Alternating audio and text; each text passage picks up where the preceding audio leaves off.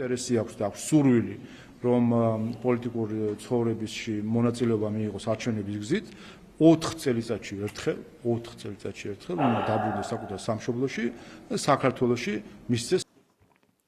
მოკლედ ემიგრანტების უკვე ისე ეშინიათ, რომ არჩევნებში მონაწილეობის უფლებასაც აღარ აძლევენ ფაქტიკურად.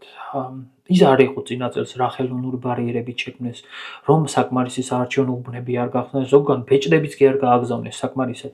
ზოგს ოჯახის წევრებზე ზეწოლით ემუქრებოდნენ, ზოგს ვინც არალეგალურად იმყოფება, მათ დადებორტებით, მაგრამ მაინც CSKO-ს სტატისტიკას თუ შევხედათ, აი ეს შედეგები დაიდო წინა წელს ემიგრანტებისგან. ეხლა კი დაამტკიცეს, რომ მარტო მათი ხმა აინტერესებთ, ვის დაშინებას, ვიზე ზეწოლას მოახდენენ, ვინც ისედაც მათი მხარდამჭერია.